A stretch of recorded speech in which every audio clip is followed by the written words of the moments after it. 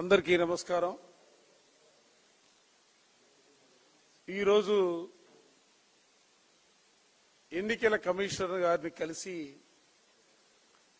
రాష్ట్రంలో రోజు రోజుకు కూడా తెలుగుదేశం పార్టీ ముఖ్యంగా చంద్రబాబు నాయుడు దిగజారుతున్నటువంటి వైనం పైన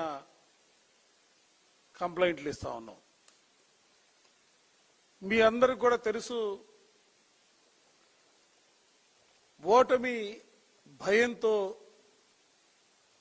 చంద్రబాబు నాయుడు ప్రజాస్వామ్యాన్ని అపహాస్యం పాలు చేసేలా, బహుశా దేశంలో ఏ రాజకీయ నాయకుడు కూడా మాట్లాడినటువంటి రీతిలో ఈరోజు ఆంధ్ర రాష్ట్రంలో చంద్రబాబు నాయుడు మాట్లాడుతూ ఉన్నారు. గతంలో అనేక మార్లు చూసాం, గాలిలో తిరుగుతున్నావు, గాలిలోనే మసైపోతావు అన్నాడు. మొన్న 13వ తారీఖున తాటికొండలో జరిగినటువంటి తెలుగుదేశం సభలో మాట్లాడుతూ రాళ్లతో కొట్టమని చెప్పి, జగన్మోహన్ రెడ్డి గారిని కొట్టమని చెప్పి ఆయన పిలుపునిచ్చినటువంటి అంశం కూడా, ఆ పిలుపునిచ్చినటువంటి గంటల వ్యవధి లోపలే విజయవాడలో గౌరవ ముఖ్యమంత్రి జగన్మోహన్ రెడ్డి గారి పైన రాళ్లతో దాడి చేసినటువంటి వైనం కూడా మనం అందరం కూడా చూసినటువంటి పరిస్థితులు. నిన్న కొవ్వూరులో జరిగినటువంటి సభలో మాట్లాడుతూ ఆయన మాటలు, జగన్మోహన్ రెడ్డి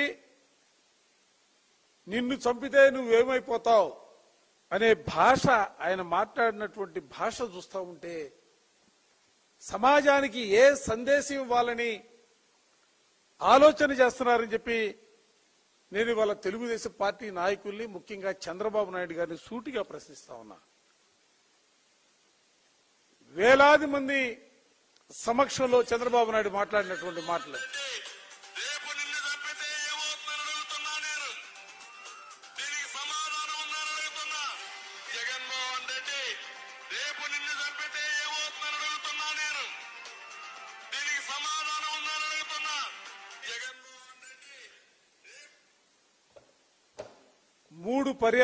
మూడు పర్యాయాలు ముఖ్యమంత్రిగా పనిచేసినటువంటి వ్యక్తి, 14 సంవత్సరాల పాటు ఈ రాష్ట్రానికి ముఖ్యమంత్రిగా పనిచేసి ఆయన పదే పదే చెబుతాడు, 40 సంవత్సరాల రాజకీయ ఇండస్ట్రీ నాకుందని.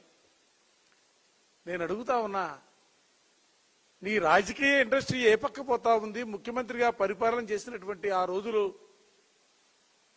ఇవాళ నువ్వు సమాజానికి ఒక బాధ్యతాయుతమైనటువంటి వ్యక్తిగా, ఇవాళ నువ్వు రానున్న ఎన్నికలను దృష్టిలో పెట్టుకుని ఒక గౌరవ ముఖ్యమంత్రి పదవిలో ఉన్నటువంటి వ్యక్తిని 2019 ఎన్నికల్లో 151 స్థానాల్లో వైఎస్ఆర్ కాంగ్రెస్ పార్టీని ఒంటి చేత్తో గెలిపించినటువంటి నాయకుడిని పట్టుకుని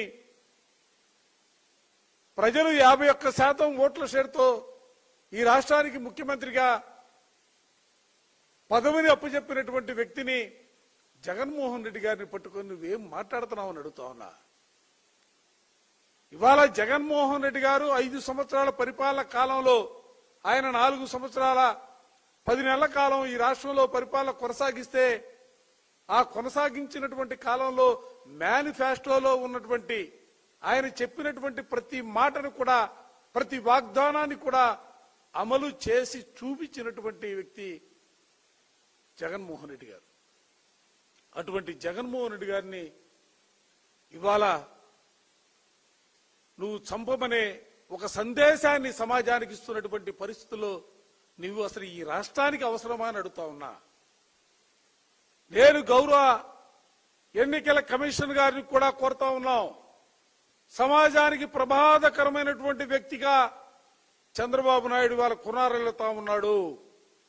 అతనికి అధికార యావతప్ప, అడ్డదారిలో అధికారాన్ని ఏదో విధంగా తీసుకురావాలనే ఆలోచన తప్ప, ప్రజాస్వామ్యబద్ధంగా ప్రజల మద్దతుతో ఎన్నికల్లో గెలవాలనే ఆలోచన లేనటువంటి వ్యక్తిగా ఇవాళ ఈ రాష్ట్రంలో ఏదో ఒకటి జరగాల, జగన్మోహన్ రెడ్డి గారిని ఏదో ఒకటి చేయాలా, హతమార్చాలనే ఆలోచనతోనే ఇవాళ చంద్రబాబు నాయుడు ఆయన ఆలోచనలు ఆ దిశగా ముందుకు సాగుతున్నటువంటి పరిస్థితులు కూడా కళ్ళగట్టినట్టుగా కనిపిస్తా ఉన్నాయి.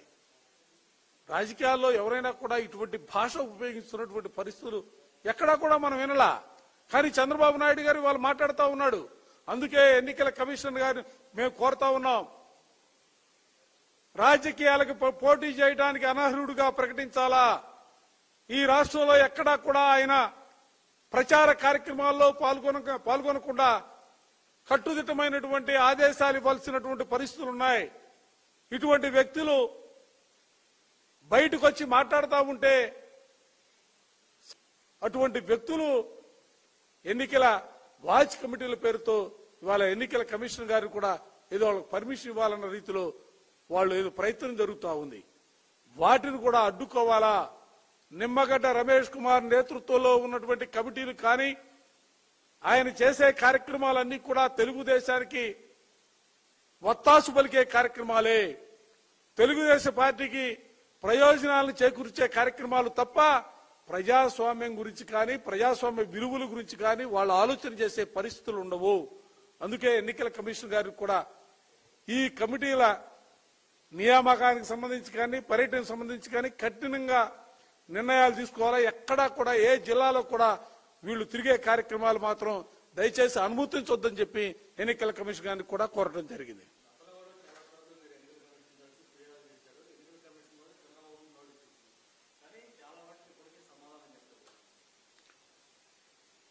దురదృష్టం ఏంటంటే వైఎస్ఆర్ కాంగ్రెస్ పార్టీ ఇచ్చినటువంటి కంప్లైంట్లకు సంబంధించి 18 కంప్లైంట్లో స్టేట్ ఇక్కడ ఉన్నటువంటి కమిషన్ మేము ఇచ్చినటువంటి ఆరోపణలు కానీ మేము ఎందుకంటే వాళ్ళు సంతృప్తి ఎందుకంటే విచారణ జరిపి సంతృప్తి చెంది సెంట్రల్ ఎలక్షన్ కమిషన్ కి చంద్రబాబు నాయుడు గారి పైన చర్యలు తీసుకోవాలని చెప్పి వాళ్ళు లెటర్ కోరడం జరిగింది.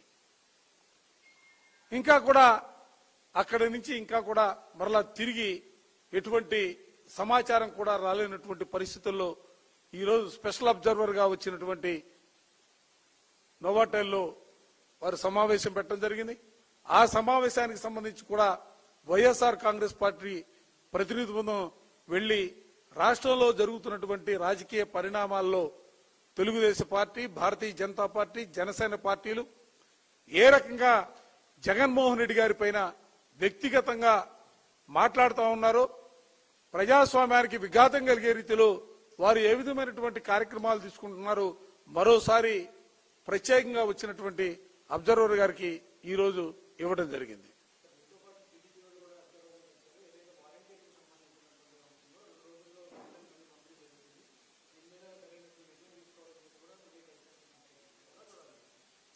ఇప్పుడు తెలుగుదేశం నాయకులు పదే పదే కోర్టులకు వెళ్లారు, ఎన్నికల కమిషన్ కలిశారు. ఇందాక నేను చెప్పినటువంటి పెద్ద మనిషి నిమ్మగడ్డ రమేష్ కుమార్ ద్వారా ఒక పిటిషన్ ని ఎన్నికల కమిషన్కి ఇచ్చి ఆ ఎన్నికల కమిషన్ ద్వారానే వాలంటీర్లని పెన్షన్లు ఇంటి దగ్గర ఇచ్చే కార్యక్రమానికి వారు అడ్డుకట్ట వేసినటువంటి పరిస్థితులు వారు చేసినటువంటి కార్యక్రమం. ఎందుకంటే వైఎస్ఆర్ కాంగ్రెస్ పార్టీగా మొదటి నుంచి కూడా చెప్తా ఉన్నా, వాలంటీర్లు వాళ్ళు సేవ చేయడానికి సంబంధించి సమాజానికి సేవ చేయడానికి సంబంధించి నియమించబడినటువంటి వ్యక్తులుగా వైఎస్ఆర్ కాంగ్రెస్ పార్టీ భావించింది. అందుకే వారి ద్వారా పెన్షన్లు ఇచ్చే కార్యక్రమాన్ని మొదటి నుంచి కూడా తీసుకుని కొనసాగించాలనే ఆలోచనతోనే ముందుకు సాగింది. కానీ దురదృష్టం ముసలి వాళ్ళని, పెద్దవాళ్ళని, దివ్యాంగులని, మహిళలని కూడా చూడకుండా వాళ్ళకి పెన్షన్లు ఇవ్వకుండా అడ్డుకున్నటువంటి కార్యక్రమం చేసింది ఎన్నికల కమిషన్. ఎన్నికల కమిషన్ నిబంధనల మేరకు ఆపాం తప్ప మేము ప్రభుత్వ పరంగా కానీ లేదా పార్టీ పరంగా మేము చేసినటువంటి ఆలోచన కాదు. దీనిలో మొత్తం పాపం అంతా కూడా తెలుగుదేశం పార్టీ నిమ్మగడ్డ రమేష్ కుమార్దే.